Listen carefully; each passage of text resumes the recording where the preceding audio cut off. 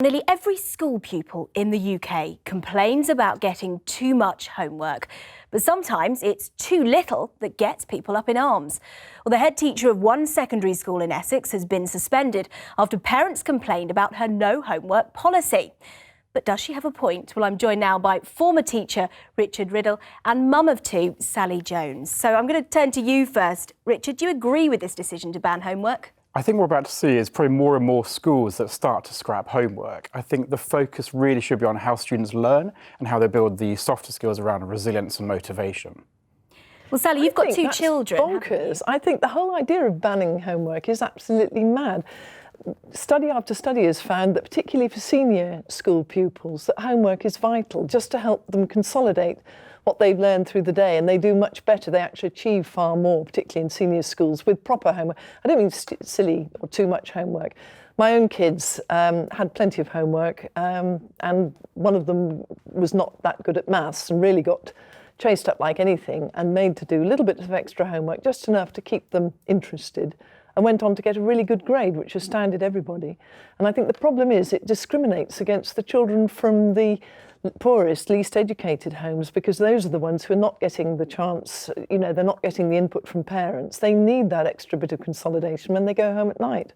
Do you agree with that? Now, unfortunately, there's no correlation between homework and exam results. We've seen this school in Harwich is actually one of the lowest performing schools in the region. So if there were a correlation between homework and exam performance, then that would be a pretty good argument. However, the skills of motivation and resilience and those tougher skills that kids just don't have, it's that we should be focusing on, not just giving them loads of homework to take home and saying, hey, crack on with this, and this is, But we need both. We need resilience and skills and extracurricular, and they need to be able to make sure that they've grasped, and for the teachers to make sure what they've grasped or haven't. I think homework's vital. But Richard, I mean, there are other things that children get from homework: time management skills, independent learning. All of these things translate into adult life. So if they don't have homework, how are they learning those skills? Look, you're absolutely right. Those skills are really important. But actually what we're seeing from the majority of schools, and these schools in Essex, they're not hitting the grades. They're not getting the grades that the kids actually need. Time management skill, that's a softer skill that schools can quite frankly focus on in lessons. It's often just seen as an excuse to give parents something to do, but often it just creates. And 30% of parents have actually disagreed with homework and said that we don't want it. It causes conflict at home. Why else do you think all these parents are coming out and absolutely rebelling against the head teacher who's scrapped homework? I mean, it's because they can see their children learning everything and actually taking it on board and having it set in their memories like this. But equally, Sally, homework does take up a lot of time outside of school, or for some children, they have lots of homework, it takes up a lot of time. And they're under extreme pressure in school, so why should they face that pressure outside of school? I think teachers have got to be sensible about what homework they set and to make sure that it's actually going to be useful. They don't want to absolutely oppress the child so it doesn't have a spare minute. What they want is just enough, and things like reading, writing, all the central things that the child will actually enjoy. All of those dark ages skills, effectively. What schools should be really focusing now is actually the transition from education to corporate life.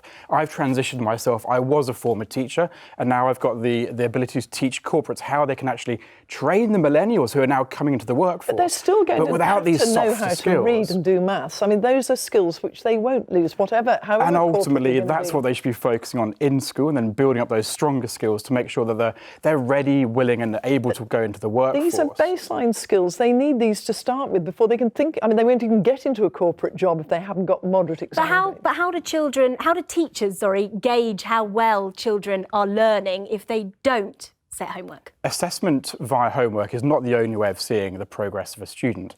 As a former teacher myself, you'd continue to assess a student's ability during the class. Often teachers use this just as merely an excuse, but actually the real problem here is not about homework. It's about giving the students these skills that they can then transition and take into a later life. And millennials nowadays don't have those skills.